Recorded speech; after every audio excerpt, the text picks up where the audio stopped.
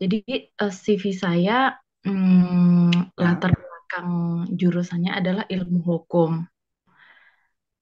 Hmm. Namun pengalaman kerja Ya. saya itu Terus? ada sebagai staf administrasi, Coach.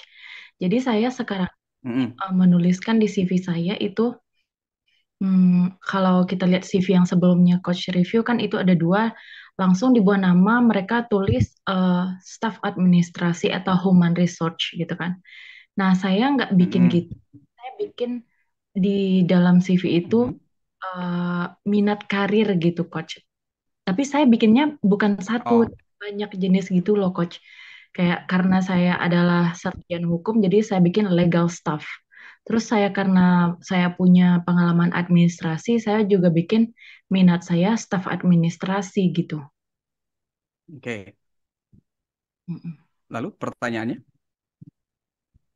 Pertanyaannya, apakah itu nggak apa-apa, Coach, gitu? Terus saya juga bikin human research, Oke. Oh, eh, HR juga. general affair, banyak, Coach. Atau apa? Jadi minat karir ya. Ya, Jadi lebih lebih diisi dengan minat karir dibanding dari posisi target. Jadi gini, saya jawab langsung aja ya Mbak Harum ya. Jadi apakah kita menuliskan posisi yang kita inginkan atau pengalaman kita atau interest kita? Itu kan ada tiga perbedaan tuh ya. Yang kita mau, yang kita pernah lakukan, atau yang kita minati. Nah, tadi Mbak Harum memilih menuliskan yang dia minati, sehingga yang dia minati itu kan bisa lebih dari satu.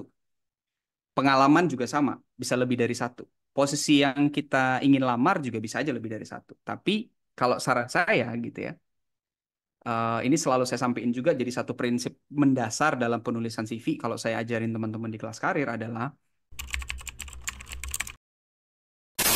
di CV itu tuliskanlah posisi yang kalian inginkan, yang ingin kalian lamar, dan hanya satu. Kenapa?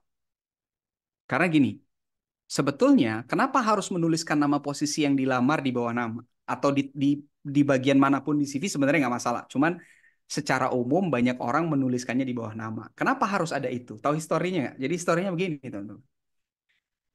Kalau zaman dulu untuk membedakan orang yang melamar itu untuk ngelamar posisi apa digunakan eh, tuliskan posisi di sudut kanan amplop. Ada yang pernah ngalamin nggak? Ini zaman dulu banget. Ya, jadi kalau dulu ngirim CV pakai amplop, ya, hard copy, itu HR minta salah satu instruksinya adalah tuliskan nama posisi yang ingin kamu lamar di sudut kanan amplop. Ada yang pernah? Kalau yang pernah berarti seumuran saya tuh. Seangkatan saya berarti. Nah, ya. Oke. Kenapa harus begitu? Karena banyak CV yang terkirim, itu kita nggak bisa bedain ngelamarnya untuk apa. Karena kan perusahaan itu tidak hanya buka satu posisi biasanya. Dia akan buka lebih dari satu. Kadang ada dua, tiga, bahkan ada perusahaan yang sekali buka itu 10 posisi. Dan yang ngelamar itu kita harus tahu, dia tuh lagi mau ngelamar untuk apa. Apa untuk admin, atau untuk HR, atau untuk legal gitu kan. Maka dikasihlah instruksi itu. Zaman semakin berkembang, perusahaan tidak lagi menggunakan hard copy dan sudah jarang sekali kalian mengirimkan amplop, ya kan? Akhirnya ada instruksi selanjutnya. Apa sekarang? Tuliskan di subjek email nama posisi yang kamu apply. Bener nggak? Di subjek email disuruh tulis nama posisi atau kadang disuruh tulis kode atau kadang disuruh tulis format. Bener nggak? Buat apa? Sama fungsinya. Untuk memastikan orang yang ngelamar ini itu untuk posisi apa. Lagi-lagi kalian tidak akan melihat format pengiriman email yang subjeknya itu lebih dari satu posisi. Benar nggak? Benar nggak? Misalnya nih, kamu baca satu lowongan, lalu ada instruksi. Kirimkan email dengan format staf ADM, strip nama, strip domisili. Bener nggak? Satu doang kan? Pernah nggak kalian lihat subjeknya itu staf ADM, garis miring HR, garis miring GA, garis miring legal? Pernah lihat gitu nggak? Nah, dari situ sebenarnya asal kenapa dan kenapa kok itu harus ditulis juga di CV, Coach? Karena gini, banyak orang yang seringkali tidak baca instruksi. Itu nggak cuma terjadi pada zaman pengiriman email. Banyak orang yang tidak baca instruksi sehingga email terkirim tanpa subjek. Tapi HR itu nggak mau rugi, teman-teman. HR itu nyari data susah. Maka kalau data kita itu ada posisi yang jelas, ya, maka itu jadi satu satu hal yang bernilai buat HR. Jadi walaupun misalnya kamu kecelek nih, lupa nulis subjek atau subjek kamu salah gitu ya, tapi di CV kamu jelas tuh ketulis, oh mau ngelamarnya jadi admin. Itu buat HR jadi bernilai. Oh, Mbak Harum mau jadi admin nih, ya. Tapi ketika kalian tulis banyak, HR-nya jadi bingung. Bingungnya apa? Mbak Harum nih mau kemana sebenarnya? Karirnya berikutnya. Kalau Mbak Harum aja masih bingung, apalagi saya sebagai HR. Karena kan yang harusnya menentukan mau ngelamar jadi apa tuh Mbak Harum dan teman-teman di sini, bukan HR.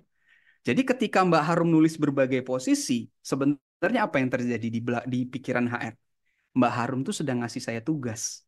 Tugas tambahan selain screening CV. Yaitu milihin Mbak Harum itu mau ngelamar untuk yang mana. Dan nggak semua HRD bersedia buang waktu untuk milihin.